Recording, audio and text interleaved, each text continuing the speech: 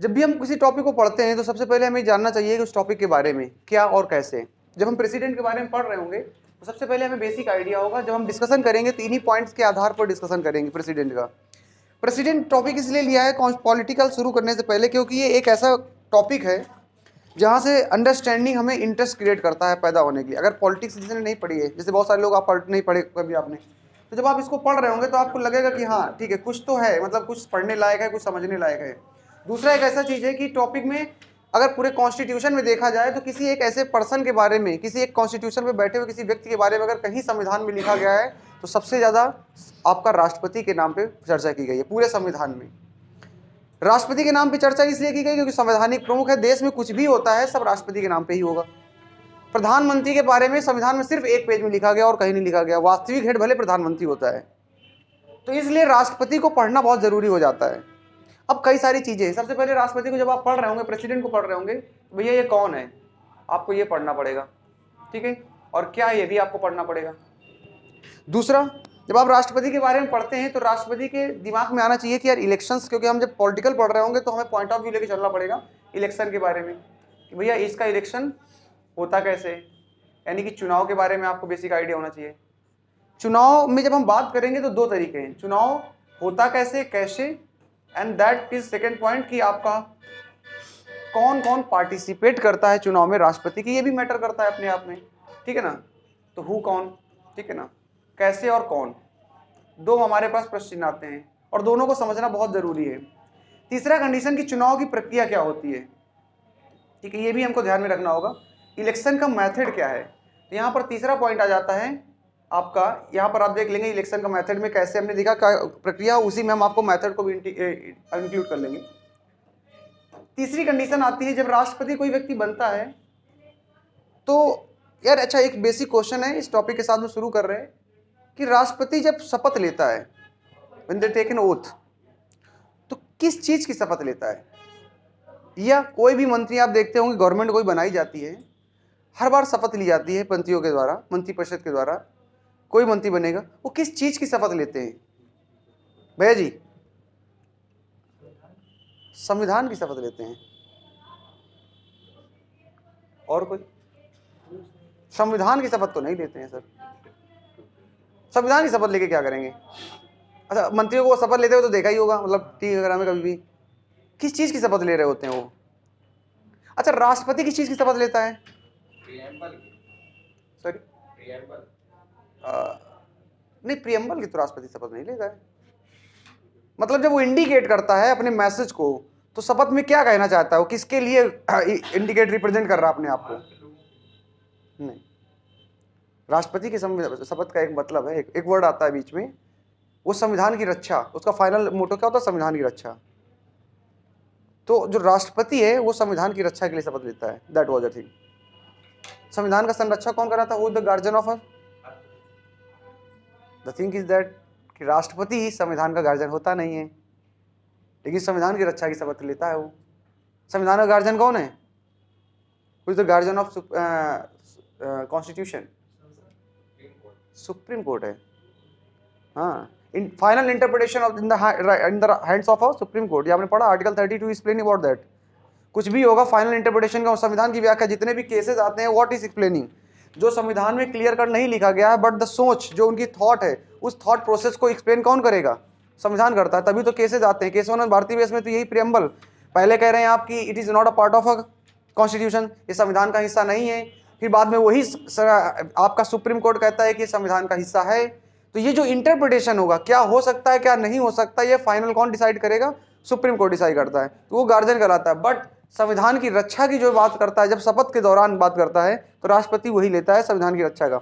मंत्रियों की शपथ अलग होती है, इसके बारे में थोड़ा विचार करेंगे लेकिन अभी नहीं, क्योंकि हम मंत्रिपरिषद पढ़ेंगे तब वहां देख लेंगे। राष्ट्रपति में थोड़ा सा ध्यान रखना है। तीसरी कंडीशन, जब हम राष्ट्रपति पढ़ रहे होंगे, प्रेसिडेंट पढ़ रहे होंगे, तो प्रेसिडेंट के इलेक्शन होने के बाद उसके बहुत सारे काम आएंगे। टेन्योर क्या होगा, यानी कि कार्यकाल कितना होगा उसका, टेन्योर बोलते हैं। शपथ कौन दिलाता है, बेसिकली ये शपथ का वर्णन कहाँ दिया गया, एक्सप्लेनेशन आपका उनका, इसके बारे में आप जब पूरा सारे कंडीशन पढ़ेंगे तो यहाँ पर बहुत सारे नए लूप होल्स निकल के आएंगे। आपने जैसे पढ़ा होगा, जैसे हम फॉर एग्जांपल बात करते हैं कि जितने भी व्यक्ति हैं संवैधानिक पदों में बैठे हुए, उनकी शपथ यानी कि ओथ का वर्णन कहाँ पर मिलता है, हमारे कॉन्स्टिट्यूशन में। संविधान में जो भी शपथ लेता है, फॉर एग्जांपल एक मंत्री है जो राज्य मंत्री आपका सूचना प्रसारण मंत्री की शपथ ले रहा है, तो जो शपथ लेगा ये कहाँ से मिलता है उसको source? What is the source? तीसरी अनुसूची में दिया गया है हमारे शेड्यूल 3 जो है हमारे कॉन्स्टिट्यूशन का, वहां पर शपथ के बारे में वर्णन दिया गया है। लेकिन राष्ट्रपति एकमात्र ऐसा व्यक्ति है जिसके बारे में वहां नहीं दिया गया है। राष्ट्रपति की शपथ को अलग रखा गया है साइड में। तो देखेंगे क्या प्रक्रिया है, क्यों रखा गया है, क्यों इतना स्पेशल बनाया गया उस कंडीशन को लेकर के।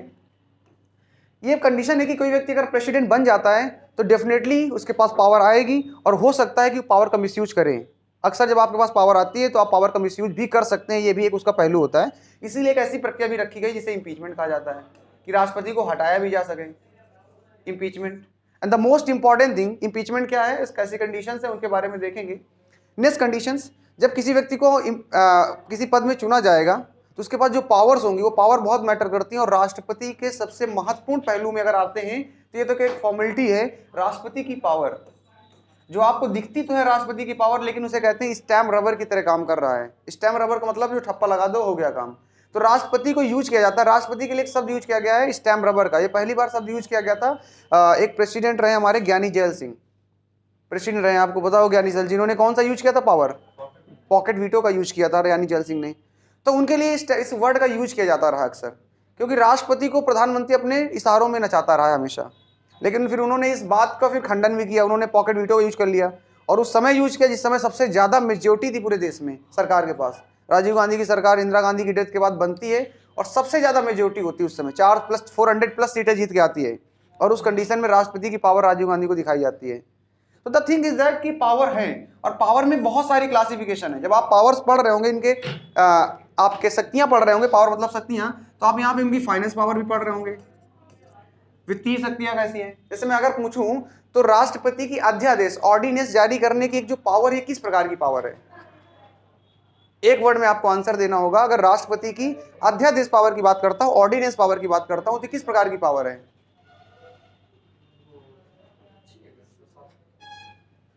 थोड़ा सोचो, ऑर्डिनेंस है क्या? एक कानून। कोरोना पीरियड में देखा होगा बहुत सारे ऑर्डिनेंस जारी किए गए, संसद चल नहीं रहा था। जब पार्लियामेंट रनिंग नहीं कर रहा है, ऑर्डिनेंस देखेंगे, टेंशन नहीं लेना है। ऑर्डिनेंस को हिंदी में बोलते हैं अध्यादेश, ठीक है। देखेंगे कैसी प्रक्रिया होती है, कैसे इशू किया जाता है और क्या उसकी कंडीशंस होती हैं। तो अध्यादेश जब संसद नहीं चल रहा है तो संसद ना चलने की वजह से अगर आपको कोई रैंडमली कोई कानून बनाने की जरूरत पड़ रही है तो आप कैसे कानून बनाएंगे? इसके लिए संविधान बनाने वालों ने जरा देखो कितना गजब सोचा है। संविधान बनाने वालों की सोच देखो कितनी हाई फाई है। और कोरोना पावर में दिख गया, संसद चल नहीं रहा था, नर्सेस के ऊपर, डॉक्टर्स के ऊपर पत्थर फेंके जा रहे थे। ऐसा कोई कानून नहीं था हमारे पास, क्योंकि हमने आज तक कभी ऐसी कोई आपदा नहीं झेली। अब जब ऐसा कुछ हुआ नहीं तो हम ऐसा कोई कानून लेके नहीं आए। 1897 का अंग्रेजों के टाइम पीरियड का एपिडेमिक एक्ट हमारे पास था, महामारी अधिनियम, उसके तहत हम चला रहे थे। जब भी कोई डॉक्टर्स या ऐसी कंडीशन पे आपदा आएगी तो हम डॉक्टर के साथ में जो भी उचित कार्रवाई हो की जाएगी, या जो लोग उनको परेशान करेंगे। लेकिन इतना एक्सट्रीम लेवल पे नहीं गया कि डॉक्टर पर कभी पत्थर चले हों, किसी भी टाइम पे नहीं चला। तो राष्ट्रपति ने एक अध्यादेश जारी कर दिया तुरंत, और उसने कहा कि अब अगर डॉक्टर या नर्सेस के ऊपर कोई पत्थरबाजी करता है तो उसके ऊपर 1.5 लाख का जुर्माना, 6 महीने की कैद। ये जो पावर उसके पास है, उसने संसद से नहीं पारित किया, क्योंकि कोई भी कानून बनाओगे संसद से पारित करना पड़ेगा, पर पार्लियामेंट से तुमको पास करना पड़ेगा। लेकिन पार्लियामेंट चल ही नहीं रहा है तो आप कानून बनाएंगे कैसे? इसलिए एक्सट्रीम कंडीशन है। और जो आदेश जारी कर देगा वो उसी तरह मान्य होगा जैसा कि संसद के द्वारा पारित किया गया कानून है। लेकिन ये तब तक होगा जब तक कि सदन की कार्यवाही न चल रही हो, पार्लियामेंट न बैठी हो। आगे कैसे खत्म होता है, कैसे परमानेंट लॉ बनेगा, वो भी देखेंगे। जैसे आज इतना बड़ा विवाद बना हुआ रहा है कृषि कानून। कृषि कानून एक ऑर्डिनेंस है, अध्यादेश है, जो राष्ट्रपति के द्वारा जारी किया गया था कोरोना पीरियड में। संसद में जैसे बैठा हुई मोदी जी तुरंत से कानून के बिल लेकर आ गए। So that is a different thing. मुद्दा क्या है यहाँ पर, जो भी मैंने बात किया, फाइनेंस पावर भी हो सकती है। फाइनेंस मतलब वित्तीय पावर, उसके पास पैसे की पावर है। दूसरी कंडीशन, मनी बिल का रिकमेंडेशन तो वही देता है ना, धन विधेयक के बारे में तो वही कहता है कि पहले साइन करेगा तभी तो प्रेजेंट किया जाएगा। अभी कुछ दिन पहले बात किया था हमने, बिना उसके रिकमेंडेशन से मनी बिल प्रस्तुत ही नहीं हो सकता है लोकसभा में। सो ये उसकी कैसी पावर है? वो उसकी फाइनेंशियल पावर है।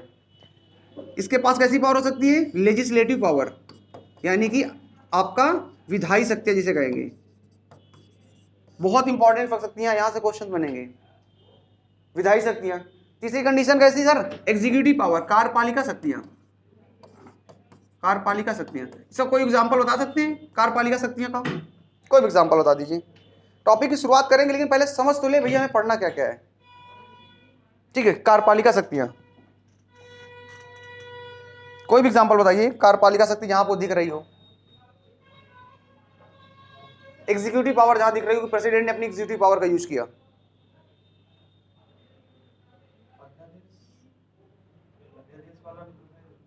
एग्जीक्यूटिव पावर बताइए, एग्जीक्यूटिव। कोई भी कानून देश में लागू होता है किसके नाम पे होता है सर? जब कानून को लागू कराने की बात आती है, and this is called executive power, to execute the law. और ये रिस्पॉन्सिबिलिटी किसकी है? गवर्नमेंट की है कि ये बिल अगर कानून बन चुका है पार्लियामेंट में तो उसे लागू कराना पड़ेगा। एक बाइक में 3 लोग नहीं बैठ सकते, ये कानून है, तो इसको लागू कराने की जिम्मेदारी किसकी? सरकार की है। लेजिस्लेटिव अपना काम कर दिया है। पुलिस रोड पे खड़े पुलिस के सिपाही से लेकर के एक राष्ट्रपति तक ये एग्जीक्यूटिव के पार्ट हैं। डीएम, एसडीएम, एसपी, ये सारे एग्जीक्यूटिव हैं, ये भी एग्जीक्यूटिव हैं। जो लोग पूरे बॉडी में जहां पर भी लगे हुए हैं और जो कानून को लागू कराते हैं, सारे एग्जीक्यूटिव हैं। फाइनल राइट कौन देता है एग्जीक्यूट करने का? जब उसके साइन होंगे उसके बाद ही वो कानून लागू होगा देश में। तो कौन है ये पावर? उसकी एग्जीक्यूटिव पावर में आती है। जुडिशरी पावर, न्यायपालिका शक्ति, बहुत खतरनाक इसके पास है। पार्डन्स पावर इसके पास दी गई है। क्षमादान शक्तियां 5 प्रकार की दी गई हैं, उन 5 प्रकार के भी देखेंगे और किसमें क्या क्या कंडीशंस उनको देखेंगे, लेकिन वो बाद में, क्योंकि वो थोड़ा सा डेप्थ में है। न्यायपालिका शक्तियां उसकी क्षमादान शक्तियां, मृत्युदंड माफ करने की उसके पास पावर है। ये कौन सी पावर उसकी? न्यायपालिका शक्तियां हैं। ऐसी बहुत सारी पावर आएंगी। डिफेंस की पावर उसके पास है। तो मुद्दे की बात यह है कि पावर्स के बारे में आपको देखना पड़ेगा। कुछ विशेषाधिकार भी दिए गए हैं इसको, स्पेशल पावर्स दी गई है। जैसे राष्ट्रपति, it's just assumption, it's not be happen, ऐसा होता नहीं है, एजम्पशन है, लेकिन किसी का भी कुछ भी हो सकता है, ह्यूमन नेचर है। फॉर एग्जाम्पल, राष्ट्रपति के पद में बैठा हुआ व्यक्ति किसी का मर्डर कर दे, या राष्ट्रपति के पद में बैठे हुए व्यक्ति कार चला रहा है और उसी के द्वारा किसी का एक्सीडेंट हो जाए और उसकी डेथ हो जाए, ये पॉसिबिलिटीज है। चलो मर्डर नहीं करेंगे, लेकिन ये पॉसिबिलिटीज है। हो सकता है राष्ट्रपति निकला हो घूमने के लिए और वो इवनिंग में कार ड्राइव खुद कर रहा हो। बाहर विदेशों में तो देखते होंगे आप, प्रधानमंत्री राष्ट्रपति सब घूमते हैं, चलाते हैं, अपने प्लेन तक चलाते हैं वो। तो यहाँ पर भी हो सकता है पॉसिबिलिटी, कोई नया राष्ट्रपति बने और उसकी इच्छा हो और एक्सीडेंट में उसकी भी डेथ हो जाए। और एक्सीडेंट में अगर डेथ हुई है कार से उसके किसी पैदल चलते हुए व्यक्ति की, तो क्या उसके ऊपर कोर्ट में केस लगाया जाएगा? एफआईआर दर्ज की जाएगी? ये नॉर्मल सा क्वेश्चन है, क्योंकि कानून का समानता हमारा फंडामेंटल राइट कहता है कि भैया कानून के सामने समान है, everybody is equal in the eyes of law. Article 14 तो यही कहता है समानता के अधिकार में। तो कानून के सामने अगर समान है तो भैया एफआईआर करो, नागरिक तो भी है ना, राष्ट्रपति बाद में, पहले आप एक देश के नागरिक हैं। तो सर क्या कहते हैं आप, एफआईआर की जाएगी? ये स्पेशल पावर है, क्योंकि वो देश को रिप्रेजेंट कर रहा है पूरी दुनिया में। वो इस राष्ट्रपति है वो ठीक है, लेकिन वो राष्ट्रपति होकर के देश का रिप्रेजेंटेशन फर्स्ट पर्सन है, पूरी दुनिया को रिप्रेजेंट कर रहा है। जब तक वो उस पद में बैठा रहेगा उसके खिलाफ कुछ भी एक्शन नहीं लिया जा सकता है, एक्सेप्ट वन कंडीशन। लेकिन अपवाद है इसमें भी, कभी भी एफआईआर ऐसे कंडीशन नहीं होगी, लेकिन बता सकते हैं कि एफआईआर किस मामले में राष्ट्रपति के खिलाफ की जा सकती है। एक मामला है जो कि दीवानी मामला है। कल को मेरे किसी फैमिली मेंबर का कोई व्यक्ति या मेरा भाई राष्ट्रपति बन गया फॉर एग्जांपल, ठीक है, पावर बहुत ताकत है, उसने पूरे गांव को हड़प लिया, हमारी भी जमीन ले ली, लात मार के बाहर कर दिया, ऐसा पॉसिबिलिटीज हो सकती है। और कल को जब ऐसा करेगा तो हमारा भी तो राइट था। इस कंडीशन में हम पारिवारिक यानी कि दीवानी मामले के को प्रयोग करते हुए राष्ट्रपति के खिलाफ एफआईआर करेंगे। ये आपका क्रिमिनल लॉ नहीं होगा, ये आपका सिविल लॉ के अंदर जाएगा। ऐसी कंडीशन में एकमात्र ऐसा है जिसमें एफआईआर की जा सकती है राष्ट्रपति की, लेकिन उसमें भी नोटिस देना होगा राष्ट्रपति को। कितने दिन पहले? 2 महीने पहले नोटिस देना पड़ेगा कि हम आपके खिलाफ केस लेके आ रहे हैं, जिससे राष्ट्रपति सजग हो जाए और तुमको कंप्लीटली जान से मरवा के बाहर कर दे। मतलब ऐसा रियल नहीं है, नथिंग इज दैट। जब उसको बता दोगे और इतनी बड़ी पावर में बैठा, उठवा नहीं लेगा तुमको, दैट्स अ डिफरेंट थिंग। ऐसा होता नहीं है कि कोई व्यक्ति राष्ट्रपति के पद में बैठा होगा तो उसके परिवार के संबंध इतने खराब होंगे, लेकिन फिर भी ये सारी समस्याओं को सोच करके रखा गया है। पत्नी से विवाद हो सकता है, राष्ट्रपति बन गए इसका मतलब थोड़ा ना है। ब्रिटेन के प्रधानमंत्री स्टेटमेंट देते हैं कि भैया उनका कोरोना पीरियड के बाद अभी स्टेटमेंट आया, अभी कुछ ही दिन पहले, कहते हैं कि प्रधानमंत्री के पद में मिलने वाली सैलरी से मेरा घर नहीं चल रहा है। उनका स्टेटमेंट है बोरिस जॉनसन का, प्रधानमंत्री के पद पर बैठने से मिलने वाली सैलरी से हमारा घर नहीं चल रहा है। जैसे हमारे यहाँ नेता जो होते हैं वो आलीशान यूज करते हैं, क्या क्या यूज करते हैं भैया? सब कुछ, कार भी यूज कर रहे हैं, घर भी जाएंगे, हेलीकॉप्टर भी यूज करेंगे, सारी चीजें यूज करेंगे। ब्रिटेन में ऐसा नहीं होता, फॉरेन में नेता हैं फॉर द पब्लिक वेलफेयर। हमारे यहाँ नेता मतलब होता है सबसे बड़ा पद, वहाँ नेता मतलब आप सोसाइटी के सबसे कम, यानी कि सेवा के लिए आए हैं। प्रधानमंत्री भी जाता है तो सब्जी खरीदने साइकिल से आता है, अपने पर्सनल काम के लिए सरकार का कोई भी यूज नहीं करेंगे। तो जो बोरिस जॉनसन प्रधानमंत्री हैं वहाँ के, अगर पर्सनल काम के लिए आएंगे तो आप पर्सनल हेलीकॉप्टर नहीं यूज कर सकते गवर्नमेंट का, तो उनको जो सैलरी मिलती है उसी से काम चलाना पड़ेगा। तो उन्होंने स्टेटमेंट दिया, क्योंकि उनकी वाइफ का डिवोर्स हो चुका है, तो उनको जो सैलरी मिलती 50% को वाइफ हो जाता है। तो जो बचा हुआ कह रहे हैं उससे हमारा घर ही नहीं चल रहा। इससे पहले तो हम बिजनेसमैन थे, तब हम जितना कमा लेते थे हमारा चलता था। It is a statement. तो मुद्दा यहाँ से क्लियर कर दिखता है। नॉर्वे के प्रधानमंत्री को देखिएगा कभी तो आपको दिखेगा, नॉर्वे का प्रधानमंत्री भैया रोड में सब्जी लेने ऐसे नॉर्मल निकलता है, पैदल साइकिल से। वहाँ रियल डेमोक्रेसी, हमारे यहाँ भी रियल डेमोक्रेसी नहीं है। हमारे यहाँ भी डेमोक्रेसी में स्टेबिलिटी चाहिए। मुद्दा क्या है? राष्ट्रपति। तो हम लोग राष्ट्रपति को समझते हैं, शुरू करते हैं राष्ट्रपति के बारे में। तो सबसे पहला क्वेश्चन तो राष्ट्रपति के बारे में भारतीय संविधान यानी कि इंडियन कॉन्स्टिट्यूशन में है कहाँ, दिया कहाँ गया है? कोई बता सकता है इंडियन कॉन्स्टिट्यूशन में राष्ट्रपति के बारे में हमारे संविधान में कहाँ दिया गया है?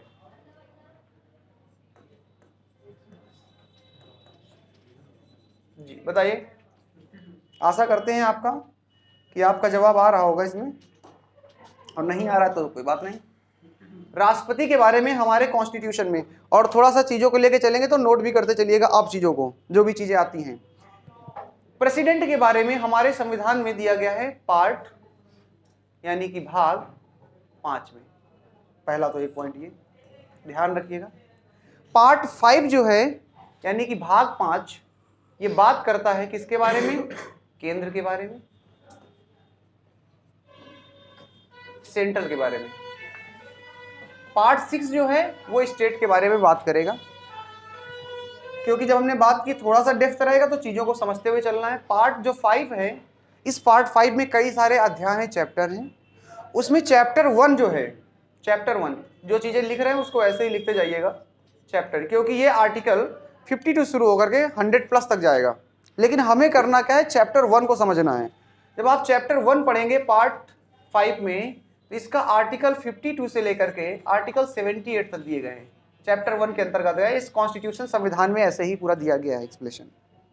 जब आप 52 से लेकर के 72 तक जाएंगे तो इसके अंतर्गत आने वाले जो टॉपिक्स हैं, उन टॉपिक्स को अगर आप कवर अप करते हैं चैप्टर 1 में, तो वहां पर आपको एक वर्ड मिलेगा प्रेसिडेंट यानी कि राष्ट्रपति।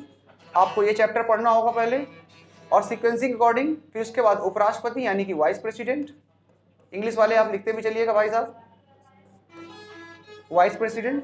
इसके बाद आपको यहाँ पर मिलेगा मंत्रिमंडल यानी कि कैबिनेट ऑफ मिनिस्टर, मंत्रिमंडल, COM जिसे कहा जाता है, कैबिनेट ऑफ मिनिस्टर। इसके बाद आप चौथे नंबर पे आप जाएंगे, यहाँ पर मंत्रिमंडल के बाद यहाँ पर आपको प्रधानमंत्री के बारे में वर्णन मिलेगा यानी कि प्राइम मिनिस्टर। ये चैप्टर 1 में ही है, पूरा का पूरा दिया गया, 78 के अंदर ही आपको सारी चीजें मिल जाएंगी। PM prime minister, vice president, president. और इसी के बाद जाएंगे तो इस टॉपिक में एक और रखा गया क्वेश्चन, ये आ चुका है इसीलिए मैं इसे बता रहा हूँ। ये क्वेश्चन आ चुका है, पूछा गया है भाग 5 के अंतर्गत आपका कौन कौन से हिस्से में आते हैं जो एक ही खंड में रखे गए हैं। एक खंड का मतलब था एक ही चैप्टर में, क्वेश्चन चैप्टर नहीं डाला, आर्टिकल नहीं डाला, एक ही खंड में रखे गए थे। वहां पर एक नाम अलग था, तो इसके अंतर्गत एक नाम और शामिल किया जाता है और चैप्टर 1 कंप्लीट होता है। और वन ऑफ द फेवरेट है जरूर, अटॉर्नी जनरल, महान्यायवादी कि महाधिवक्ता, महान्यायवादी, महान्यायवादी इंग्लिश में कहते हैं अटॉर्नी जनरल, अटॉर्नी जनरल। ठीक है सर, प्लीज बात मत करें पीछे, वरना आप ही का छूटेगा, पॉइंट मिस करेंगे बाद में दिक्कत जाएगी। ये सर हमारे कॉन्स्टिट्यूशन में बताया गया है, कहा गया कि इतनी सारी चीजें हमारे चैप्टर 1 में रखी गई। ये जब पढ़ेंगे, कभी भी पढ़ें, तो आप इन 5 टॉपिक को एक साथ पढ़ें चैप्टर। फिर लोकसभा सेंटर में ही आएगा, इसी पार्ट 5 में आएगा। लोकसभा अगर किस भाग में दिया गया? 5 में दिया गया है। राज्यसभा किस भाग में? 5 में दिया गया। संसद किस भाग में? 5 में दिया गया है। लेकिन वो चैप्टर 2 है। इनको पढ़ने के बाद आप उसको पढ़िए, पहले उनको पढ़िए, इनको इसको बाद में पढ़िए। तो कॉन्स्टिट्यूशन में हम इसको उठा रहे हैं और प्रेसिडेंट को पहले लेते हुए चलेंगे। देखिए नेक्स्ट कंडीशन अगर देखते हैं, आर्टिकल हमारा क्लियर हो चुका है। इसके बाद हम अगर देखेंगे तो हमें राष्ट्रपति ही पढ़ना है, तो प्रेसिडेंट के बारे में जब हम पढ़ रहे हैं तो प्रेसिडेंट के बारे में उठा लेते हैं सर टॉपिक को। ठीक है, चलिए आइए प्रेसिडेंट के बारे में। सबसे पहले प्रेसिडेंट के बारे में बेसिक फैक्ट्स जो आपके दिए गए हैं उनको उठा लेते हैं, इसके बाद आते हैं सबसे पहली कंडीशन। तो प्रेसिडेंट के बारे में जब आप पढ़ेंगे, बेसिक जो फैक्ट है हमारा प्रेसिडेंट के बारे में, राष्ट्रपति के बारे में, तो भैया राष्ट्रपति का वर्णन हमारे संविधान में किस अनुच्छेद में दिया गया? पहला तो सबसे पहले हमारे दिमाग में यही याद आना चाहिए दिमाग, ठीक है। राष्ट्रपति के बारे में यानी कि प्रेसिडेंट के बारे में हमारे कॉन्स्टिट्यूशन में किस अनुच्छेद के अंतर्गत इसका वर्णन दिया गया है? तो इसका तो भैया बच्चा बच्चा जानता है, बताओ भैया। कि आर्टिकल जो 52 है वो राष्ट्रपति के बारे में। आर्टिकल 52 इज टॉकिंग अबाउट राष्ट्रपति, इसीलिए हम इसको शॉर्ट फॉर्म में लिख देते हैं P52, जिससे याद रहेगा P मतलब प्रेसिडेंट, 52 मतलब आपका राष्ट्रपति के बारे में बताया गया होगा। यहां पर लिखा क्या गया है? भारत का एक राष्ट्रपति होगा। आर्टिकल 52 में क्या लिखा गया है? President of India. ये लैंग्वेज पढ़िए केवल कि भारत का एक राष्ट्रपति होगा, that is given in article 52। यहां पर लिखा गया भारत का एक राष्ट्रपति होगा।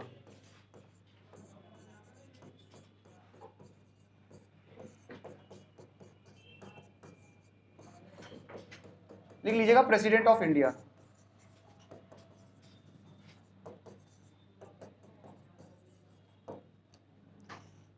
चीजें अलग मिलेंगी आपको, ऐसा नहीं बुकिश लैंग्वेज चलेगा, बिल्कुल आपको डिफरेंट मेथड मिलेगा और मजा आएगी। जहां ना समझ में आए वहां से आप टोक सकते हैं तुरंत, आपको पूरा अधिकार है, क्योंकि संविधान देता, हम नहीं देते हैं। हाँ, संविधान देता, मैं नहीं देता। भारत का एक राष्ट्रपति होगा, ये आर्टिकल 52 कहता है। आर्टिकल 52 के बाद एक आर्टिकल लगा हुआ आर्टिकल 53। आर्टिकल 53 क्या कहता है सर, कोई बताएगा? मोस्ट इंपॉर्टेंट है, एग्जाम पर्पस के लिए बहुत बार पूछा गया है। एक आर्टिकल ये और एक आर्टिकल 74, दोनों कुछ ही बात करते हैं, जो सेम बात करते हैं, बस केवल आर्टिकल अलग अलग रखे गए हैं और दोनों बार यही बात को दोहराया जाता है। तो आर्टिकल 52 बता सकते, 52 के बाद एक आर्टिकल 53 और बहुत बार पूछा गया है। भैया जी बताना चाहेंगे 53 में क्या दिया गया है? आर्टिकल 53 संघ का प्रमुख, ठीक है, कोई दिक्कत नहीं है, लेकिन एक वर्ड इसमें और जोड़िए कोई। नहीं वो तो ठीक है, अभी इसमें एक और जोड़िए तब वो परफेक्ट बनेगा। President will be the executive head. आपको पता है प्रेसिडेंट क्या है? कंट्री का एग्जीक्यूटिव हेड है। वास्तविक तो नहीं है, लेकिन कार्यपालिका प्रमुख है। ये कहीं तो लिखा गया होगा और ये बहुत बार क्वेश्चन आ चुका है आर्टिकल में। सारे आर्टिकल इंपॉर्टेंट नहीं है, हमने सारे कुछ आर्टिकल लिखा है, कितने लगभग 50 के आसपास आर्टिकल लिखे हैं पूरे, वो तो आपको याद रखने। लेकिन जब हम कोई भी टॉपिक पढ़ रहे होंगे उसमें कौन सा आर्टिकल सबसे महत्वपूर्ण हो सकता है, उनकी चर्चा भी बीच में करते चलेंगे। तो ये आर्टिकल पूछा जा चुका और ये इसलिए पूछा जा गया है क्योंकि इसी आर्टिकल को लेके अक्सर विवाद होता रहा है पूरे देश में। इंदिरा गांधी का जो बवाल हुआ है पूरे टाइम में, आपातकाल लागू कर दिया, राष्ट्रपति से पूछा भी नहीं, साइन करो। तो ये पावर दी गई है, यहां पर कई केसेस बदले हैं। 1980 में एक विवाद होता है, मिनर्वा मिल्स मामला आता है, सुप्रीम कोर्ट का जजमेंट आ रहा है। 1978 में आपने 44वां संविधान संशोधन करवा रहा, 74 में 42वां संविधान संशोधन, 42nd कॉन्स्टिट्यूशन अमेंडमेंट हमने 76 में किया। और ये मामला जब गया तो फाइनल इसमें किया गया कि राष्ट्रपति को साइन करना ही पड़ेगा। इंदिरा गांधी ने ये कर दिया अमेंडमेंट करके 42 में, मतलब हम कुछ भी पास करेंगे आप साइन करिए, राष्ट्रपति को सरकार की बात माननी पड़ेगी, क्योंकि वास्तविक कौन है ये? अब संसद ने अगर कर दिया, संविधान में लिख दिया गया है, तो भैया मना भी नहीं कर सकता। लेकिन फाइनल इंटरप्रिटेशन कौन है? सुप्रीम कोर्ट, वो तय करेगा। विवाद क्यों हो रहा है? सबसे ज्यादा विवाद हुआ है, अगर देखेंगे संविधान में आपको जो जजमेंट मिल रहे हैं, बेरूबारी से लेके गोपालानंद आप देखेंगे, केशवानंद देखेंगे, मिनर्वा मिल देखेंगे, सब इसी दौरान हो रहा है जिस दौरान में इंदिरा गांधी का टाइम पीरियड चल रहा है। मतलब ये है कि जब सरकार ताकतवर आ जाती है तो सुप्रीम कोर्ट क्या होता है? विवादों में आ जाता है। देखिए मोदी जी की सरकार चल रही है, अक्सर सुप्रीम कोर्ट विवादों में रहता है कि सुप्रीम कोर्ट दब जाता है निर्णय देने में। तो थिंक इज दैट जब जब भी सरकार ताकतवर आएगी सत्ता में, विवाद शुरू होना चालू हो जाएगा। और जब सरकार ताकतवर होगी नहीं तो सुप्रीम कोर्ट अपने मनमानी जो बोल देगा वो मानना पड़ेगा। और सुप्रीम कोर्ट का डिसीजन थोड़ा सा भी अगर ऐसा नहीं कि मना करते हैं, थोड़ा भी इधर उधर करेगा, लूप होल्स निकालेंगे तो विवाद हो जाएगा। सुप्रीम कोर्ट कुछ और करा, सरकार कुछ और करे, क्योंकि बहुमत उनके पास है, मेजोरिटी उनके पास है। The thing is that one. तो 53 में यही लिखा गया है, कार्यपालिका प्रमुख होगा। ये लैंग्वेज पढ़िए, head, executive head of the country कौन होगा? प्रेसिडेंट होगा, विच इज गिवन आर्टिकल 53। कार्यपालिका प्रमुख, राष्ट्रपति कार्यपालिका प्रमुख होगा, executive head of a country.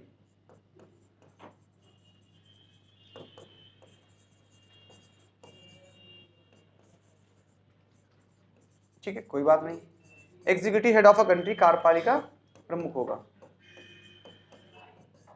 चलिए कोई बात नहीं। इसके बाद आते मुद्दे पे, सर एक आर्टिकल यहाँ पर और दिया गया है, उस आर्टिकल को मैं यहाँ मेंशन कर देता हूँ। हमें सबको पता है कि राष्ट्रपति जो होता है वो सभी सेनाओं का हेड होता है, सर्वोच्च प्रमुख होता है, ठीक है।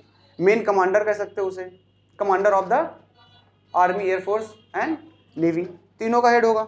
ये भी तो कहीं लिखा गया होगा, कहीं तो बताया गया होगा ना।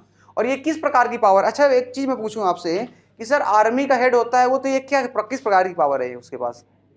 वित्तीय पावर है, फाइनेंशियल पावर है, कि उसके पास लेजिस्लेटिव पावर है, कि उसके पास एग्जीक्यूटिव पावर है, किस प्रकार की पावर है? विधायी पावर है। डिफेंस में बैठ के विधायी पावर कैसे हो जाएगा? कार्यपालिका की पावर है, आर्टिकल 53 में लिखा गया है। जब आर्मी है क्या कर रही है? कानूनी तो लागू करा रही है, सुरक्षा ही तो दे रही है आपको। थोड़ा सेंस लगाइए। पुलिस, जब भी आप कार्यपालिका से कोई क्वेश्चन उठे, एग्जीक्यूटिव से, तो आप पुलिस को नजर में लाइए अपने, और पुलिस जो करती है वो कार्यपालिका है। हर जगह सेट कर लीजिएगा, जहां जहां कानून को लागू कराया जाता है।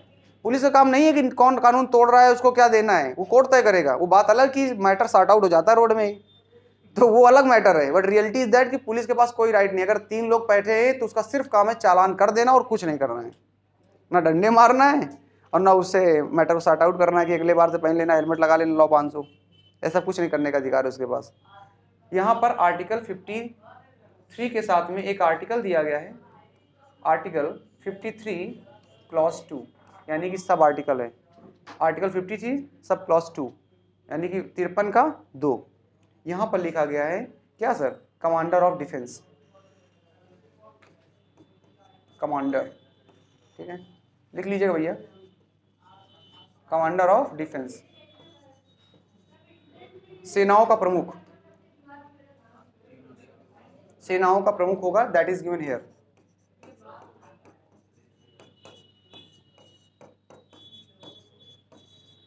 तो फिर तो सबसे बढ़िया है यार कि देश के सेना का प्रमुख मतलब आपको देश में जाना है तो सबसे राष्ट्रपति का तैयारी करो, तीनों सेनाओं का हेड बनो जा करके, सबसे बेस्ट है। क्यों भैया? आप ऑफिसर बनना चाहते हो, सबसे बड़ा ऑफिसर बनो जा करके। एपीजे अब्दुल कलाम की बड़ी फेमस स्टोरी है इससे रिलेटेड, इनकी लाइफ से रिलेटेड। एपीजे अब्दुल कलाम के जीवन का लक्ष्य जो था वो केवल एक आर्मी ऑफिसर बनना था, एनडीए में जाना चाहते थे। और उन्होंने 12th के बाद जो पहला एग्जाम दिया वो एनडीए का दिया हुआ है। एनडीए के एग्जाम में देते हैं, पढ़ने में ब्रिलियंट थे, एग्जाम निकल जाता है, तमिलनाडु के पास रामेश्वर के पास रहने वाले हैं। लेकिन समझ लीजिए उनकी जो एसएसबी लगी थी वो देहरादून में लगी थी, उस समय हर जगह नहीं लगती थी एसएसबी, तो देहरादून में उनकी एसएसबी लगी थी। अब तमिलनाडु से देहरादून पहुंचने के लिए उनके पास पैसे नहीं थे, क्योंकि गरीब परिवार थे। अभी मैं सोचने लगना कि इतना भी तो कमी नहीं रही, पैसे तो रहे होंगे, वास्तविकता में नहीं होती देश में। आज हम पहुंच रहे हैं, देश में जब आज़ाद हुआ है तो 33% लोग तो एक वक्त का खाना नहीं खा पाते थे इस देश में। और तभी आप पिक्चर देखेंगे आपको दिखेगा हड्डियां बोन्स सर कैसी हैं, कुपोषण का शिकार होता था पूरा देश हमारा। तो वहां तक पहुंचने के पास उनके पास पैसे नहीं थे, तो उनकी सिस्टर ने अपने जितने भी जेवर थे सब बेचे, उसके बाद पैसा कलेक्ट किया। और बताते जो पैसा निकला वो सिर्फ एक बार के जाने का सिर्फ किराया था, वापस आने किराया नहीं था। और वहां से चलते हैं वो, क्योंकि उनको पूरा कॉन्फिडेंस था कि हमारा सिलेक्शन हो जाएगा। उन्होंने कहा कि कोई बात नहीं, जब सिलेक्शन हो जाएगा तो सरकार खुद पैसा देगी हमको और फिर कोई दिक्कत ही नहीं है। इस कॉन्फिडेंस से जाते हैं वहाँ पे देहरादून देने के लिए एसएसबी, और मजे की बात कि वहाँ एसएसबी में हो जाते हैं फेल। जब आपका कॉन्फिडेंस पूरा हो और आपने मतलब पूरा दांव घर वालों को सबको संतुष्टि दे दी हो कि हम जा रहे हैं पापा बैग लेकर के दिल्ली जा रहे हैं, अब हम आइए सिलेक्शन ले ही के आएंगे, ऐसे अगर आप दे देते हैं और आपका सिलेक्शन ना हो तो आप डिमोटिवेट नहीं होंगे ज़्यादा, लेकिन उससे ज़्यादा क्या होंगे? स्ट्रेसफुल हो जाएंगे, स्ट्रेस चले जाएंगे, क्योंकि आप सोसाइटी को देख रहे हैं। जी तो सोसाइटी में रहना आना है। आईएएस बनने के बाद आदमी घर की ओर क्यों भागता? कहते हैं सिंपल सी बात, घर के लिए भागता दिखाना उसको ना। भाई अगर आप अमेरिका में कमा रहे हो, दुबई में कमा रहे हो, आप मुंबई में कमा रहे हो, इससे कोई फर्क नहीं पड़ता है। लेकिन आप अपना जो भागते हो दिखाने के लिए, प्रदर्शन करने के लिए, वो गाँव में आते हो या शहरों में आते हो, अपने आसपास पड़ोस में आते हो, क्योंकि देखने वाले वो लोग हैं ना, जलन पैदा करनी उनके अंदर। तो भैया अब उनके अंदर इतना डिप्रेशन और स्ट्रेस हो गया। तो देहरादून में एक ऋषिकेश के पास एक आपका वैली बोलते हैं, जिसे बोलते हैं क्या बोलते हैं, लव की खाई, हाँ प्यार का कुआं है वहाँ पे एक, ये है वहाँ पे, क्योंकि खाई है वहाँ पे चारों तरफ, तो लोग वहाँ पे कपल जाके सुसाइड कर लेते हैं, सुसाइडर पॉइंट है वो। तो डॉक्टर एपीजे अब्दुल कलाम देखिए, इतनी बड़ी ग्रेट पर्सनालिटी, एक समय ऐसा आया उनके माइंड में भी, और वो पहुँच गए वहाँ पे, और वास्तविकता है, ऑटोबायोग्राफी में लिखा है और मेंशन किया पूरा वहाँ का हर चीज़ होगा। तो वो वहाँ पर जाकर सुसाइड करके, उनको लगता था कि अब हम इस मुंह को लेकर तो वापस जाएंगे नहीं दिखाने के लिए, अंतिम हमारे पास कोई रास्ता बचा नहीं, एसएसबी फेल हो चुके, किराया है नहीं वापस जाने का, जाए कैसे, और वहाँ पर सुसाइड पॉइंट में बैठे रहे। हाँ बस हिम्मत नहीं पड़ती सुसाइड करने की ना सबकी, जो मतलब एक होता है ना कि आप डेयरिंग नहीं हो सकते, आप सब कुछ काम करने के लिए आपके अंदर टैलेंट है, लेकिन कुछ काम करने के लिए आपकी हिम्मत नहीं होगी, अंदर से आत्मा नहीं कर रही मरने का, लेकिन क्योंकि वो इतना डिप्रेस में है। तो वहाँ पर ऋषिकेश आज भी मंदिर है, मैं नाम भूल रहा हूँ, मंदिर का नाम बताऊँगा, आज भी मंदिर है। वहाँ के एक बहुत फेमस संत थे, वो अक्सर टहला करते थे, मतलब कई बच्चों को बचा चुके थे वो।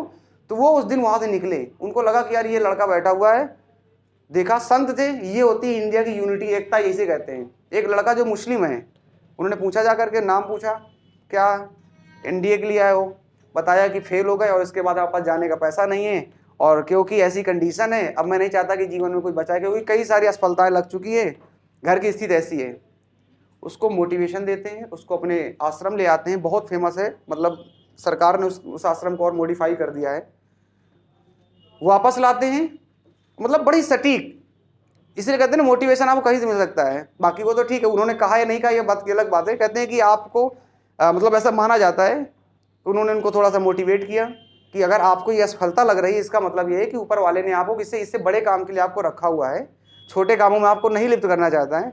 उन्होंने वहाँ एक दिन रखा, रात में स्टे किया, अपने पास से किराया दिया और उनको घर भेजा कि जाओ। घर पहुँचे, कुछ समय के लिए आपको टेंशन स्ट्रेस होता है, लेकिन घर वाले आपको सपोर्ट करेंगे, ऐसा नहीं कि नहीं भी नहीं होता, हमेशा सबके साथ होता है। फिर उन्होंने इंजीनियरिंग में दाखिला ले लिया, जाकर के बेंगलुरु में इंजीनियरिंग किया जाकर उन्होंने आईसीएस से। उसके बाद वो धीरे धीरे एग्जाम देते गए, उनका इसरो का एग्जाम निकल गया, इसरो में साइंटिस्ट बने जा करके, सबऑर्डिनेट में, ये उनकी जर्नी धीरे धीरे, ऐसा नहीं डायरेक्ट बन गए। उसके बाद डीआरडीओ का एग्जाम दिया, डीआरडीओ में हो गए, परफॉर्मेंस इतना अच्छा रहा, एक्सपेरिमेंट के पास प्रोजेक्ट होते थे, डीआरडीओ के हेड भी बने। पोखरण के बाद तो कोई पूरी दुनिया उनको जान गई कि जब मिसाइल मैन के नाम से आना, क्योंकि भारत में 1980 के पहले कोई मिसाइल नहीं थी, पहली मिसाइल बनाई गई 1980 में, कोई मिसाइल ही नहीं थी। और हमने जब अमेरिका से मांगा और रूस से मांगा तो रूस ने मना कर दिया देने के लिए, क्योंकि उस समय आपको ध्यान होगा कोल्ड वार चल रहा था अमेरिका और रूस के बीच में, तो अमेरिका ने कहा कि इस समय हम तो आप मदद नहीं कर सकते। तो जब मना कर दिया तो डॉक्टर एपीजे अब्दुल कलाम के पास रखा गया प्रस्ताव कि हम भी कुछ तो करें अपने अपने दम पे। तो डॉक्टर एपीजे ने कहा कोई बात नहीं, हम भीख नहीं मांगेंगे दुनिया से, हम खुद बनाएंगे, और उन्हें बना के दिखाया। और फिर तो लगातार मिसाइलों का परीक्षण शुरू कर दिया, एक से एक मिसाइल तैयार किया लगातार, अग्नि, आपका आकाश, पृथ्वी, 5 लगातार मिसाइल, रेंज अलग अलग की। और फाइनल देखो राष्ट्रपति बन गए जाकर के। बनना एक आर्मी का सिपाही था, बने जाकर के राष्ट्रपति, सेना कमांडर तीनों का। एम तो वही रहा ना। तो ये मतलब उनकी एक स्पीच पढ़ी गई 5 मिनट का, बहुत अच्छी स्पीच है। किसी बच्चे ने उसे क्वेश्चन पूछा था कि सर आपका लक्ष्य क्या है, कह रहा जो लक्ष्य था फाइनल में पा गया उस लक्ष्य को, कैसे ही पाया वो, that was a point on this one. तो बस सोच होनी चाहिए, सोच का बहुत बड़ा फर्क पड़ता है। तो राष्ट्रपति सेनाओं का प्रमुख होता है, आर्टिकल 53(2) में दिया गया है। ठीक है, this is the point of राष्ट्रपति। कुछ इंपॉर्टेंट बेसिक आपकी स्टार्टिंग हो रही है। अब हम आ रहे हैं पहले पहलू पर, राष्ट्रपति का, जैसे हमने बोला क्या होता है, कैसे होता है, राष्ट्रपति का चुनाव कैसे होगा, सबसे पहले ये देखेंगे, और चुनाव की प्रक्रिया में कौन कौन भाग लेगा इसको देखने वाले हैं। तो डाल लीजिए इलेक्शन, राष्ट्रपति का चुनाव, और बहुत ही महत्वपूर्ण हो जाता है यहां से राष्ट्रपति का चुनाव, इलेक्शन ऑफ प्रेसिडेंट।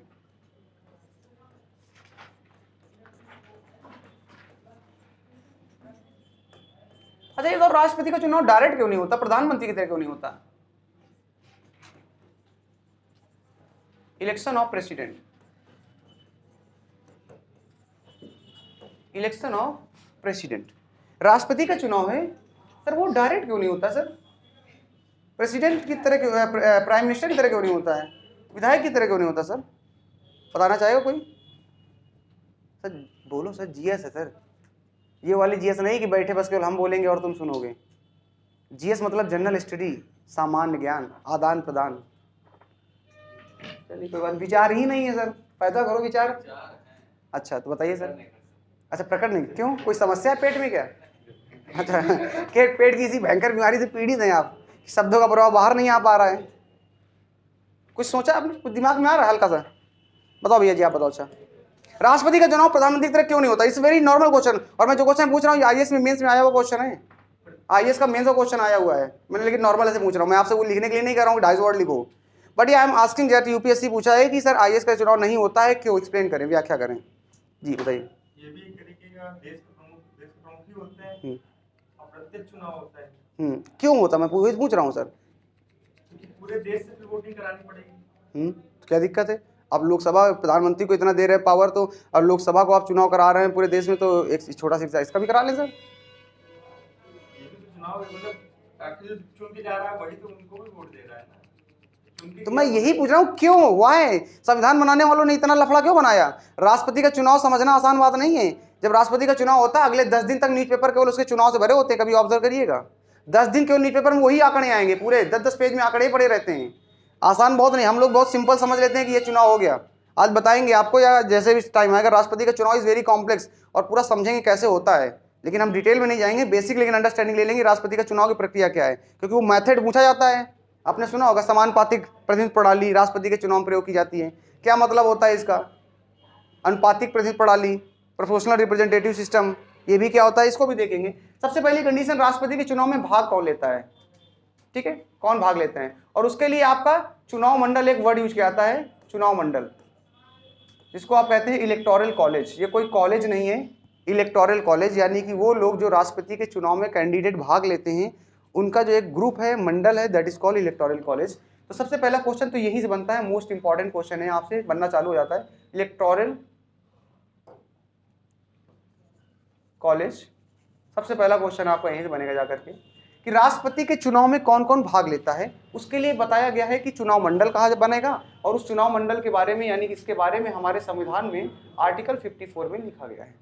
यानी कि हमारा संविधान आर्टिकल 54 में कहा गया है कि राष्ट्रपति के चुनाव में जो जो भाग लेंगे वो यहाँ पर बताए गए हैं। राष्ट्रपति का चुनाव जो होता है वो अप्रत्यक्ष इनडायरेक्ट मेथड से होता है, सबको पता है। इसलिए राष्ट्रपति के चुनाव में सीधा जनता पार्टिसिपेट नहीं करती, the people is not participating. कौन पार्टिसिपेट करेगा? पहला कैंडिडेट आते हैं। राष्ट्रपति के चुनाव में कौन पार्टिसिपेट करता है? राष्ट्रपति के चुनाव में कौन पार्टिसिपेट करता है? लोकसभा एंड के चुने हुए सदस्य। यस, कंप्लीट सेंटेंस सुनिएगा, पहले आप गच्चा खा जाएंगे, अगल बगल देखेंगे, आप गड्ढा घुस जाएंगे। मुद्दा इज इंपॉर्टेंट, पहला ऑप्शन यही पढ़ा होगा और आप टिक मारेंगे। एक एक वर्ड को समझना है। कौन? संसद के चुने हुए सदस्य, या आप ये बोल दें इलेक्टेड मेंबर ऑफ पार्लियामेंट, लिखते चलिएगा, संसद के चुने हुए सदस्य। आप हर समस्या पता है क्या होती, क्वेश्चन क्यों नहीं होते एग्जाम में, कंफ्यूजन जानते हैं क्यों होता है? क्योंकि कॉन्सेप्ट को क्लैरिटी के साथ नहीं पढ़ते हम, पढ़ते हैं लेकिन कॉन्सेप्ट क्लैरिटी के साथ नहीं पढ़ते हैं। हर चीज को देखिए कि मतलब क्या है। संसद के चुने हुए सदस्य, मैंने 2 अंडरलाइन करिएगा, elected member of a parliament, चुने हुए अंडरलाइन कर लीजिएगा। इसमें आप ये लिख दें, इसका मतलब वही है क्या? लोकसभा, लोकसभा एंड राज्यसभा, और राज्यसभा के चुने हुए सदस्य, एक ही मतलब है इसका, चुने हुए सदस्य। पहला पॉइंट है। तो सर क्वेश्चन ये है कि सर चुने हुए सदस्य का मतलब क्या है? जो लोग नॉमिनेटेड हैं उनको पार्टिसिपेट करने का मौका नहीं दिया जाएगा।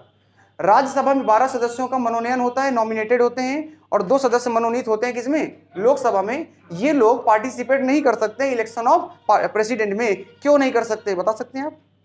क्यों नहीं कर सकते आप? आइडिया कुछ थोड़ा सा गेस मारो, सोच बढ़ाओ। जरूरी नहीं पढ़ा होगा, यहाँ पढ़ने का कोई मतलब नहीं है। मैंने बोला कि राष्ट्रपति के उसमें जो 12 लोग राज्यसभा में राष्ट्रपति द्वारा मनोनीत किए जाते हैं वो नहीं पार्टिसिपेट करेंगे। आंसर इसी में छिपा है, इसी सेंटेंस में। आप बताओ भैया। पार्टी के मेंबर्स होंगे। अच्छा भैया जी ट्राई करेंगे। सर क्या बात करते हो सर, सेंटेंस सुनो, आंसर लॉजिक नहीं, रीजनिंग है सर। हमने क्या बोला? राष्ट्रपति 12 सदस्यों को मनोनीत करता है और 2 सदस्यों को लोकसभा में करता है, लेकिन उनको मौका नहीं दिया जा रहा है पार्टिसिपेट करने का राष्ट्रपति के चुनाव में। क्यों? सर 12 लोगों को राष्ट्रपति मनोनीत कर रहा है। कल को खड़े हो जाओगे, हमने आपको बनाया मॉनिटर में, कल को हमारा इलेक्शन हो रहा होगा, आपकी पूरी रिस्पॉन्सिबिलिटी होगी, आपका दायित्व होगा पूरा, और हम उन्हीं लोगों को मॉनिटर बनाएंगे जो हमारे अनुसार चलेंगे। कल को संविधान बनाने वालों को सोच देखो, संविधान बनाने वालों की मतलब क्या सोचा है भाई साहब, इन फ्यूचर में क्या क्या हो सकता है। और हम ऐसे गालियां दे देते संविधान बनाने वाले अम्बेडकर को। Sir Ambedkar ji legend personality हैं, आप उनके 0.1% माइंड का IQ नहीं सोच पाएंगे। ऑक्सफोर्ड की यूनिवर्सिटी में आज भी 26वें स्थान पर उनका नाम लिखा गया है, आज पूरी दुनिया के टॉप 100 में 26वें स्थान पर हैं। सो मतलब मैटर करता अपने आप में, ग्रेट पर्सनालिटी भाई। जब उनके बारे में कभी पढ़ोगे तो पता चलेगा कि हाँ ये मुद्दा है कि राष्ट्रपति के चुनाव में नॉमिनेटेड सदस्य पार्टिसिपेट नहीं करेंगे। उसके पीछे का कारण सिर्फ इतना है कि अगर वो लोग पार्टिसिपेट करेंगे तो अनफेयर होगा। 14 सदस्य तो भैया राष्ट्रपति के अपने कैंडिडेट खुद के हो गए। संविधान ने कहा, बनाने वालों ने कहा कि उनको मौका नहीं दिया जाएगा, इलेक्टेड मेंबर ही केवल जाएंगे वहां पर। पहले लोग ये आपका इलेक्टोरल कॉलेज में शामिल होते हैं, दूसरा कैंडिडेट और कौन पार्टिसिपेट करेगा। तो कहा गया कि राष्ट्रपति देश का होता है, सिर्फ केंद्र का नहीं है। तो इसलिए समझते चलना है, यानी कि रटना है, सिर्फ देश का होता है। इसलिए आपका सिर्फ आपका यस केंद्र को नहीं मिलेगा, पार्लियामेंट नहीं, राज्य को भी मौका मिलना चाहिए चुनने के लिए, क्योंकि पूरे देश का है। तो यहां पर लिखा गया क्या सर, राज्य की, इंग्लिश में लिख बोल देंगे सर, राज्य की विधायिका के चुने सदस्य। यहां भी सर विधायिका के चुने सदस्य। अब सर यहां तो दिक्कत कर रहा है, लिखिएगा elected member of a legislative assembly of a state, elected member of a legislative assembly of a state. पढ़ो तो शिद्दत से पढ़ो, वरना ना पढ़ो। ये मत कहो कि सर हमने पढ़ रखा है, हिस्ट्री हमारी तैयार है, 5 क्वेश्चन पूछे गए, 5 में फैल गए। मुद्दा समझ आ रहा है? एक चैप्टर पढ़ो ईमानदारी से, लेकिन वो चैप्टर कंप्लीट हो। अक्सर लोग कहते हैं एनसीईआरटी हमारी पढ़ी हुई है, एनसीईआरटी के पहले चैप्टर से अगर पहले पेज से क्वेश्चन पूछ लिया तो ना बता पाएंगे। बहुत मुश्किल है, मुश्किल नहीं है लेकिन इतना आसान नहीं है। रीडिंग नहीं करनी सर, पढ़ना मतलब समझना है। रीडिंग इक्वल टू अंडरस्टैंडिंग, समझ में आया है तो ठीक है, वरना पढ़ना नहीं है। पढ़ना था 12th क्लास तक, आपको 12th के बाद पढ़ा नहीं जाता, समझा जाता है केवल। 12th तक पढ़ना तो पढ़ा दिया गया, जो भी रीडिंग स्किल थी। यहाँ समझना है कॉन्सेप्ट को, हर चीज़ आप पढ़ के आए हैं। ये भी जो चीज़ें पढ़ा दी जाती हैं 11th 12th में पढ़ाई जाती हैं सबको, राष्ट्रपति 9th 10th में पढ़ाया जाता है, 6 7 8 में पढ़ाया जाता है, वहाँ पढ़ा था, समझना है बस। गेम ये अंडरस्टैंडिंग का है। Elected member of legislative assembly of state. Question ये है सर जी कि सर यहाँ क्या दिक्कत है, राज्य की विधायिका के चुने हुए सदस्य देंगे, सर नॉमिनेटेड यहाँ क्यों पार्टिसिपेट नहीं? अच्छा, क्या नॉमिनेटेड होते हैं मेंबर राज्य में? क्या यूपी की सरकार जो है, योगी जी, या उत्तर प्रदेश का जो लेजिस्लेटिव असेंबली है, विधायिका है, विधान जो सभा है, क्या यहाँ नॉमिनेटेड सदस्य हैं? और अगर हैं तो कौन है नॉमिनेटेड सदस्य? क्या मनोनीत किए जाते हैं? तो ये संविधान में प्रावधान है, जब हम पढ़ेंगे विधानसभा लेजिस्लेटिव असेंबली, वहां पर दिया गया है कि राज्य में एक एंग्लो इंडियन को मनोनयन किया जा सकता है, 1 Anglo Indian can be nominated. तो क्वेश्चन ये है कि चलो राज्य में राष्ट्रपति यहां तो नहीं कर रहा है ना, राष्ट्रपति तो केंद्र में कर रहा है, तो उसको क्यों मौका नहीं दे रहे हो पार्टिसिपेट करने का? अगला क्वेश्चन बताइए बेटिया। तो हम कहा जाने, नहीं दे रहा है। बताइए भाई साहब, आप सोच बताइए अपनी, आपके अंदर ज्ञान का भंडार है, कुछ कहना चाहते हैं, सोच लगाइए। हाँ जी बताइए। राज्यसभा में 2 एंग्लो इंडियंस को, राज्यसभा नहीं सर, राज्यसभा में नहीं, विधानसभा लेजिस्लेटिव असेंबली, विधानसभा लेजिस्लेटिव, विधायिका वर्ड आएगा, लेजिस्लेटिव असेंबली, सेंटर खत्म हो गया। क्योंकि वो तो उसी का मुद्दा ये है कि जो राज्य में तो विधायक होते हैं सर, केंद्र से कोई मतलब ही नहीं, राष्ट्रपति से कोई मतलब ही नहीं सर मनोनयन का, तो उसको क्यों नहीं मौका देना है राष्ट्रपति के चुनाव में? राष्ट्रपति नहीं करता मनोनयन, राष्ट्रपति करता भी नहीं, लो हम बता भी दिया, राष्ट्रपति नहीं करता सर। अब बताओ क्यों नहीं? लॉजिक सोचना है सर सब चीज़ों का। बताओ भैया। अरे तुम तो मेरे वो लपेट रहे हो गोल गोल, हाँ लॉलीपॉप खिला रहे हो।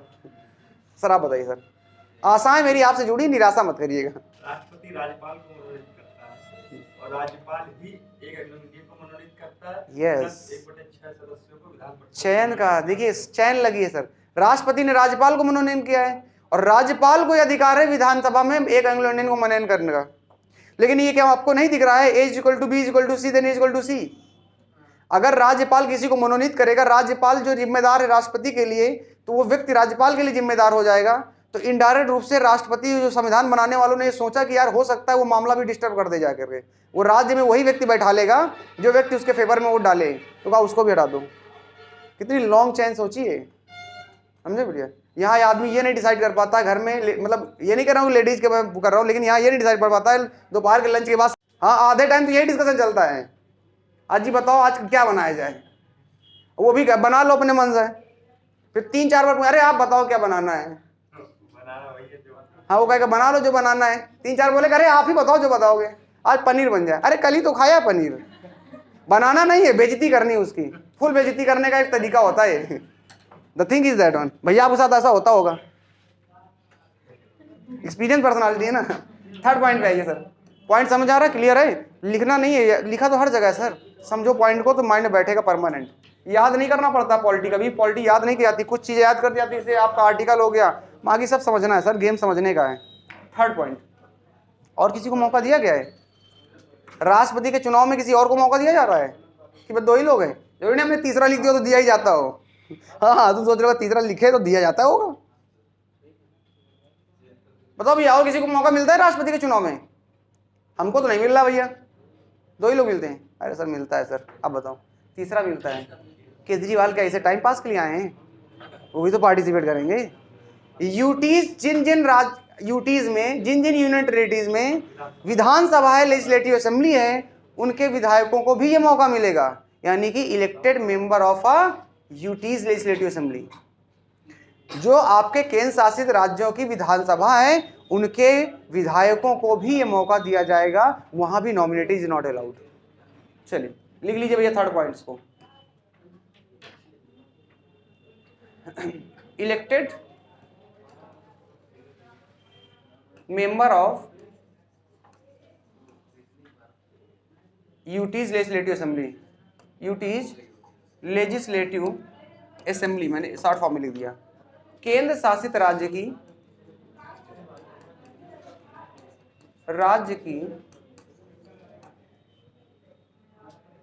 चुने हुए विधायक,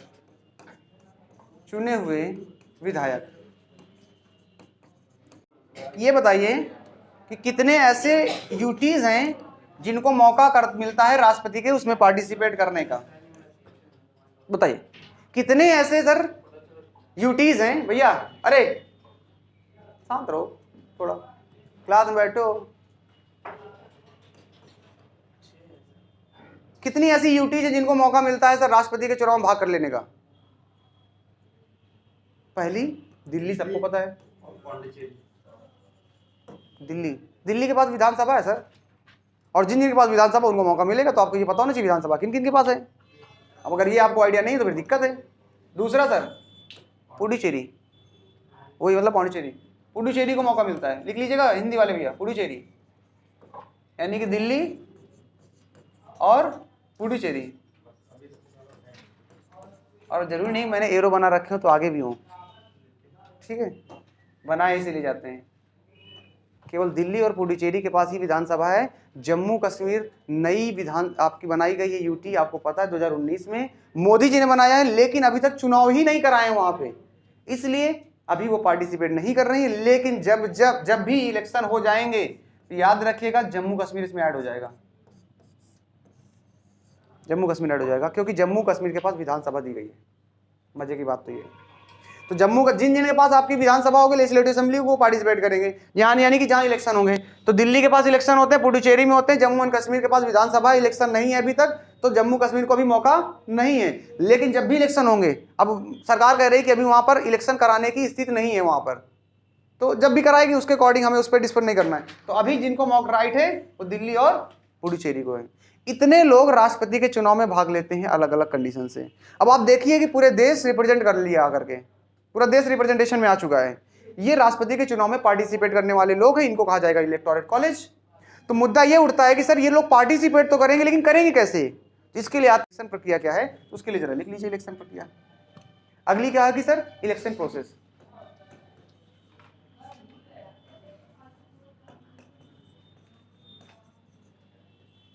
ठीक है, चुनाव प्रक्रिया।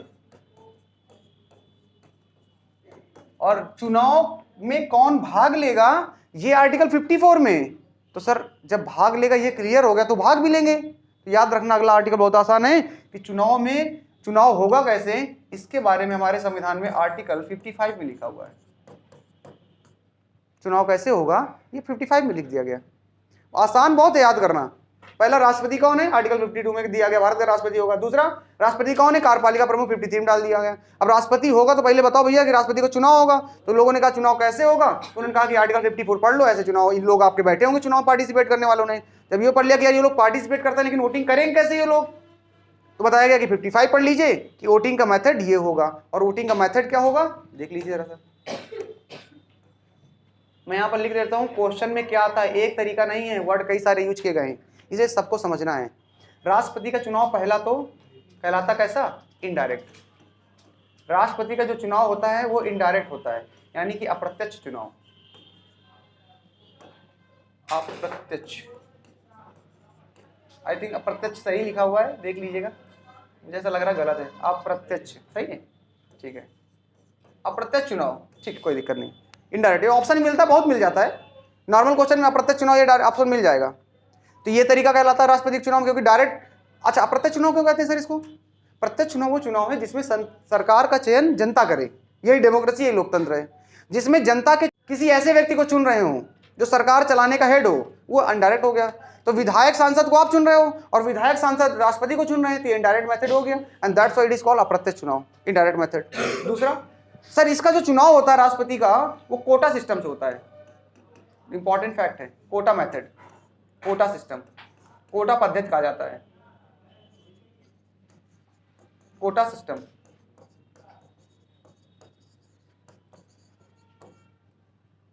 कोटा सिस्टम क्या है सर, बात करते हैं।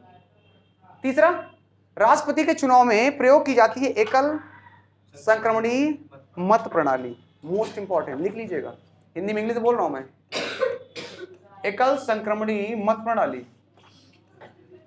अरे क्वेश्चन राष्ट्रपति के चुनाव में इतने बार आ चुका है सर, अलग अलग, लेकिन थोड़ा लेवल क्वेश्चन है, मतलब एक अच्छा क्वेश्चन है। यूपी आयोग का क्वेश्चन, जैसे आयोग लेवल का क्वेश्चन हो गया, सीडीएस के लिए, इंडिया के लिए फेवरेट क्वेश्चन है। एंड प्रक्रिया भी पूछ लेता है थोड़ा थोड़ा कभी कभी, पीसीएस के लिए तो फेवरेट क्वेश्चन है, आयोग के लिए, एसएससी वगैरह में भी आ चुका है क्वेश्चन, कोई बड़ी बात नहीं है, अब नॉर्मल हो चुका है, और कई बार सिर्फ यही लिखा होता है। तो बताएंगे क्या है, इसलिए मैं सारे मेथड बोल देता हूँ, ये सब राष्ट्रपति के लिए यूज किए जाते हैं।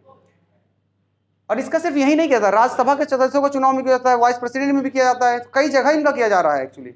एकल संक्रमणीय मत प्रणाली, single transferable voting system English में, एकल संक्रमणीय मत प्रणाली। भैया इसको इंग्लिश में क्या बोलेंगे, अभी मैंने क्या बोला भैया, बोला कौन सा मेथड है? अरे क्लास में बैठे हैं, बताइए। सिंगल ट्रांसफरेबल, फिर कहेंगे इंग्लिश में नहीं बताते हो, वोटिंग सिस्टम। भैया जी कंप्लेन रहती, कहती इंग्लिश में नहीं पढ़ाते हो।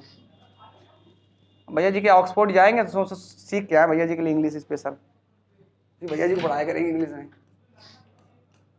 लेकिन भैया जी बड़े अच्छे आदमी हैं, भैया जी हिंदी समझने का प्रयास करते हैं, समझ नहीं पाते, वो बात अलग है। एक और मेथड है सर राष्ट्रपति के चुनाव के लिए जो वर्ड प्रयोग करते हैं, अनुपातिक प्रतिनिधित्व प्रणाली। ये भी इंग्लिश में वर्ड बताता हूं मैं, अनुपातिक प्रतिनिधित्व प्रणाली।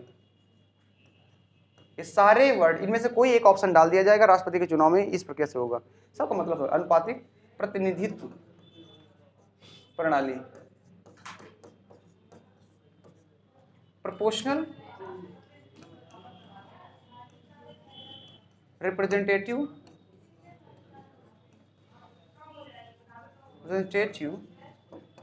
System. These are the method जिनके माध्यम से राष्ट्रपति का चुनाव किया जाता है। सर टाइम क्या हो रहा है अप्रॉक्स? ठीक है, बस 5 मिनट सर, 5 मिनट। ये राष्ट्रपति के चुनाव की प्रक्रिया है बेसिकली, ठीक है। अनुपातिक प्रतिनिधित्व प्रणाली क्या है, प्रोपोर्शनल रिप्रेजेंटेटिव सिस्टम क्या है, सिंगल ट्रांसफरेबल वोटिंग सिस्टम क्या है, यही सब मेथड होता है जिसके माध्यम से चुनाव कराया जाता है, और जिसमें राष्ट्रपति के लिए काउंटिंग की जाती है, फर्स्ट राउंड की काउंटिंग, सेकंड राउंड की काउंटिंग, तीसरे राउंड काउंटिंग अगर जरूरत पड़ेगी। आज तक के इतिहास में एकमात्र ऐसे राष्ट्रपति हुए हैं जिसमें सेकंड राउंड की काउंटिंग की जरूरत पड़ी है, अन्यथा सभी में पहले राउंड की काउंटिंग में निकल आता है। और वो राष्ट्रपति कौन है बता सकता है? वीवी गिरी के टाइम पीरियड में ये आपकी सेकंड राउंड की काउंटिंग की जरूरत पड़ी है। क्या होता है सिस्टम, इसमें तब तक कोई व्यक्ति नहीं जीतेगा जब तक कि 50 प्लस, अगर 100 वोट गिरे, फॉर एग्जांपल मैं दे रहा हूँ सिंपल सा, फिर आपको समझेंगे बाद में। अगर 100 लोग पार्टिसिपेट कर रहे हैं, 100 विधायक सांसद मिला करके हैं, जब तक कोई व्यक्ति 51 वोट नहीं पा जाएगा तब तक वो जीतेगा नहीं। इससे कोई फर्क नहीं पड़ता, 4 कैंडिडेट जिनमें से एक ने पाया 20, एक ने पाया 25, एक ने पाया 30, एक ने पाया जो सबसे ज्यादा 37 मिल गया, तो विधायक में तो ये होता ना जो सबसे ज्यादा वोट पाएगा वो जीत गया। राष्ट्रपति के चुनाव ऐसा नहीं होता सर, वहां पे आपको 51 वोट लेने ही होंगे वाइज। क्यों करते हैं उसका कारण भी अपने आप में है, लेकिन अभी उसके नहीं समझेंगे, बेसिक हम समझेंगे। लास्ट एक पॉइंट बता देते हैं, कोटा सिस्टम क्या होता है, क्योंकि ये एक लाइन का क्वेश्चन है, इसके बाद हम देख लेंगे। यही कोटा सिस्टम है। Quota system is equal to होता है, ये आप आगे लिख सकते हैं, कोटा सिस्टम में लिख लीजिएगा यहाँ पे, कुल मत बटे 2 + 1, ये कोटा सिस्टम ही है, सिंपल सा बात, इसे ही कोटा सिस्टम बोलते हैं। यानी कि 50% +1 वोट जो होंगे, this is called quota system.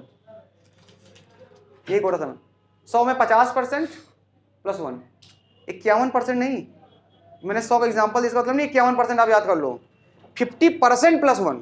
अगर 1000 लोग होंगे तो 501, that's number two win, 550% +1, that is condition of, ठीक है। तो राष्ट्रपति का चुनाव आपकी प्रक्रिया में ये लोग भाग लेते हैं। आगे चुनाव होगा कैसे, ये आपका बड़ा मजेदार है, इसी को समझना है। राज्यों कैसे योगदान होगा, विधायक कैसे चुनेंगे, सांसद कैसे चुनेंगे, कैसे यूटीज पार्टिसिपेट करती है, जब चुना जाएगा तो कैसे काउंटिंग होती है, इनके बारे में नेक्स्ट देखेंगे, ठीक है। आज के लिए इतना ही।